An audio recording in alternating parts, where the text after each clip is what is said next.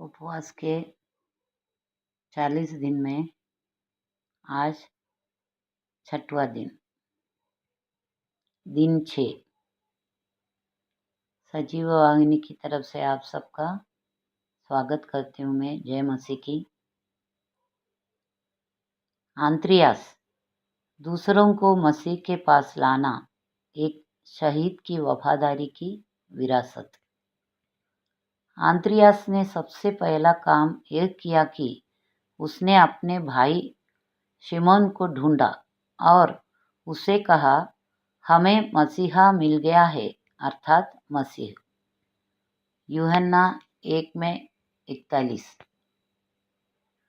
अपने अधिक प्रसिद्ध भाई शिमोन पतरस की छाया में रहने के बावजूद आंद्रियास ने प्रारंभिक चर्च के विकास में महत्वपूर्ण भूमिका निभाई और ईसा मसीह के प्रति उनकी अद्वितीय निष्ठा निर्विवाद रूप से उल्लेखनीय है। उनकी कहानी उस अविश्वसनीय प्रभाव के लिए एक सम्मोहक वसीयतनामा के रूप में कार्य करती है जो एक व्यक्ति अपने दृढ़ विश्वास और निर्विवाद आज्ञाकारिता के माध्यम से प्राप्त कर सकता है।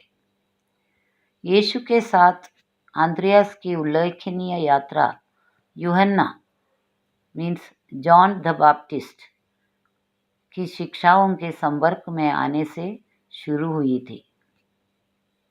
सम्मोहक संदेश से आकर्षित होकर आंद्रियास एक कट्टर अनुयायी बन गया और अंत तक उसने खुद को यीशु के आमने सामने पाया।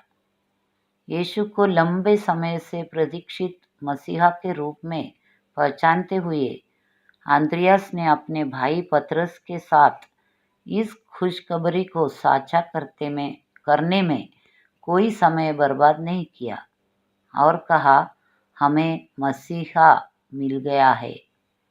यूहन्ना 1:41। पवित्र बाइबल में आंद्रियास को एक गतिशील व्यक्ति के रूप में दर्शाया गया है जो कुशलता से लोगों को यीशु से जोड़ती है। उनकी महत्वपूर्ण भूमिका पतरस का यीशु से परिचय कराने, एक युवा लड़के की ओर से एक भीड़ को चमत्कारी ढंग से खाना खिलाने के लिए मामूली प्रावधानों की पेशकश करने और यीशु और यूनानियों के बीच मुठभेड़ को सुविधाजनक बनाने में स्पष्ट है।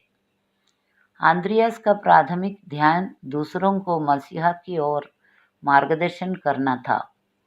आंद्रियास को 60 ईस्वी के दौरान पेट्रास में सूली पर चढ़ाकर शहीद कर दिया गया था, जैसा कि एक्ट्स ऑफ एंड्रूस नामक पुस्तक में वर्णित है।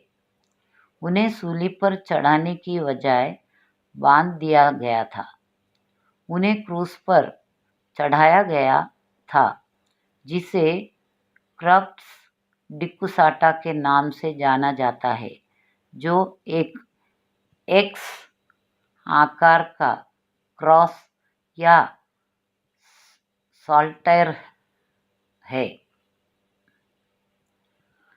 हालांकि सुखियों में नहीं थे, आंद्रियास दृढ़ता से यीशु के पक्ष में रहे, उनके असाधारण कार्यों की गवाही दी, उनकी शिक्षाओं को ध्यान से आत्मसात किया और अपने उद्धारकर्ता के असीम प्रेम का आनंद लिया।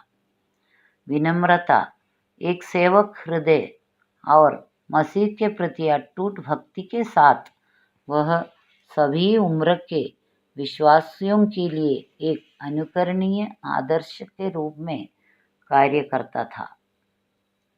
जैसे ही हम आंद्रियास की प्रेरक कहानी में उतरते हैं, हमें आत्मनिरीक्षण करने और विचार करने की याद आती है कि हम भी अपने शब्दों, कार्यों और रिश्तों के माध्यम से दूसरों को यीशु की ओर ले जाने में उनके साहसिक कार्यों का अनुकरण कैसे कर सकते हैं।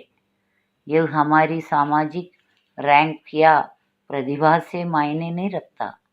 हम सभी आंद्रियास के नक्शे कदम पर चल सकते हैं और दूसरों को उद्धारकर्ता के प्रेमपूर्ण आलिंगन की ओर इशारा करके राज्य के लिए एक सार्थक प्रभाव डाल सकते हैं।